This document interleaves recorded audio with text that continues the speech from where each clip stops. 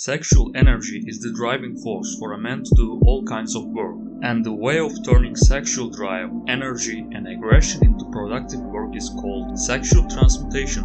It's by far the most powerful way of accessing your infinite genius and creativity.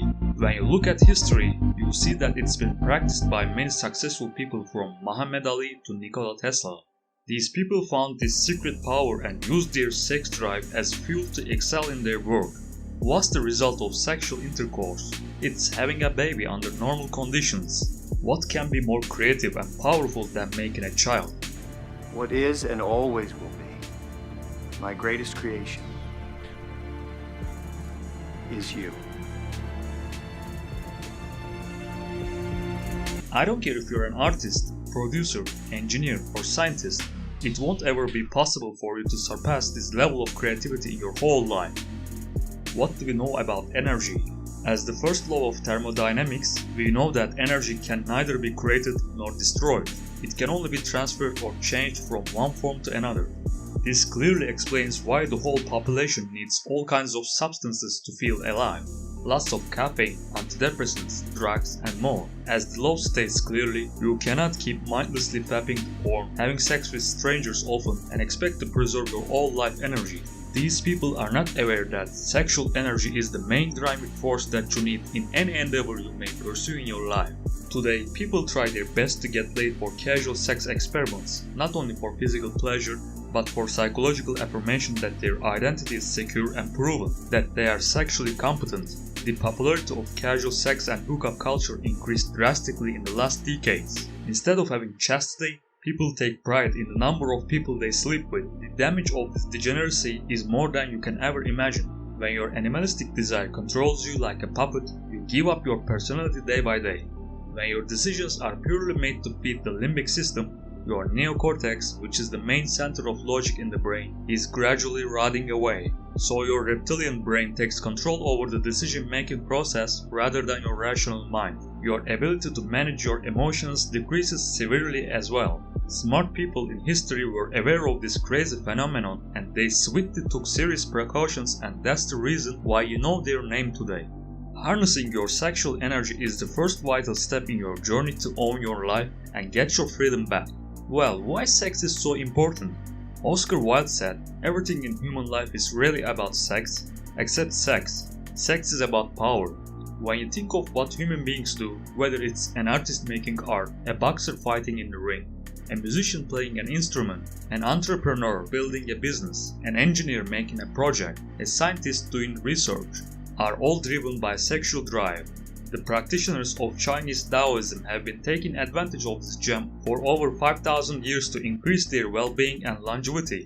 They knew the fact that how precious semen is and it can never be wasted for useless purposes. A master of Taoist philosophy, Stephen T. Chang, explained his point about ejaculation and its draining effect on a man's mind and body. When the average male climaxes, he loses about 1 tablespoon of semen. According to scientific research, the nutritional value of this amount of semen is equal to that of 2 pieces of New York steak, 10 eggs, 6 oranges, and 2 lemons combined. That includes proteins, vitamins, minerals, amino acids, everything. Climax is often called coming. The precise word for it should be going, because everything, the erection, vital energy, millions of live sperm, hormones, nutrients, even a little of the man's personality goes away. It's a great sacrifice for the man, spiritually, mentally, and physically. Famous philosopher Friedrich Nietzsche said, "The reabsorption of semen by the blood is the strongest nourishment and perhaps more than any other factor. It prompts the stimulus of power." For example, if you did not have sex glands, there would be no way to motivate you for taking action. To confirm this, you can just observe the changed behavior in castrated animals. How they lose their all vital energy and become docile. The dogs become more submissive and obedient after they have been altered sexually. The same principle is applied to bulls as well to decrease their rage. Rickson Gracie, Brazilian 9th degree red belt in Jiu-Jitsu said, "By having sex, you waste a lot of energy. I mean, the vital energy in your body goes away. But if you want to accumulate energy, if you want to, get full energy, you cannot waste like racing horse, until they stop racing, they are virgins. Just when they stop the racing, they start kind of go for reproduction, or they can having sex with the mares and stuff. Other than that, so that's a little example how important is keep the vital energy. You know, it's so much more energy if you. So I try to keep myself away from sex at least 2 weeks before the fight. You can also experiment by yourself. When you retain from ejaculation for an extended period, you will be vibrating with sexual energy.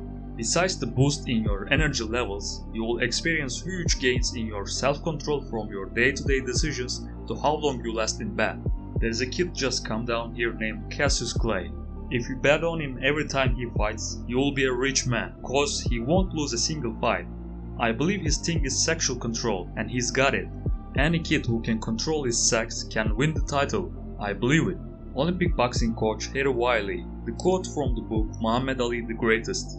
It is known that Mohammad Ali used to go up to 2 months with no ejaculation period in his preparation phase for the following fight. Semen retention before a fight, in fact, has been a commonly used procedure among many boxers. David Haye, former British heavyweight champion, explained the logic behind this ritual as follows. I don't climax for 6 weeks before the fight. It releases too much tension. It releases a lot of minerals and nutrients that your body needs, and it releases them cheaply. Releasing weakens the knees and your legs.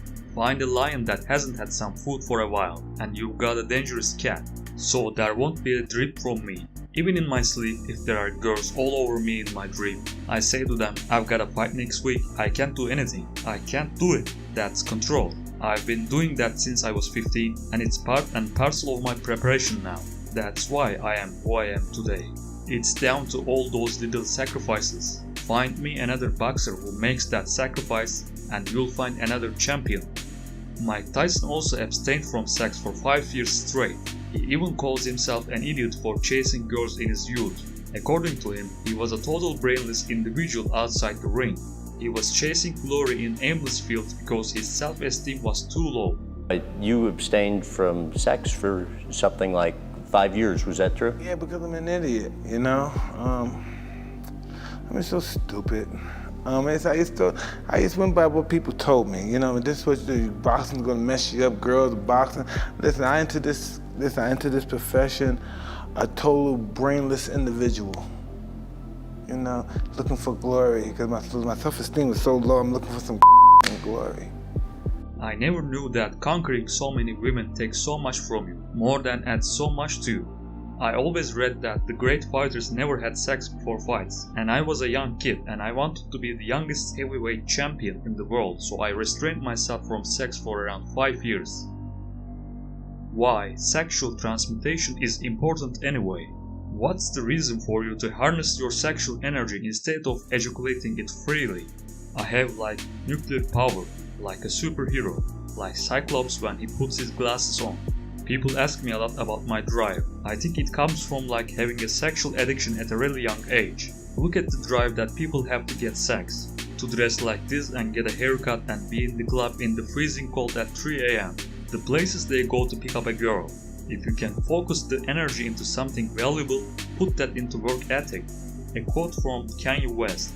You have the building blocks for anything when you successfully harness your sexual energy.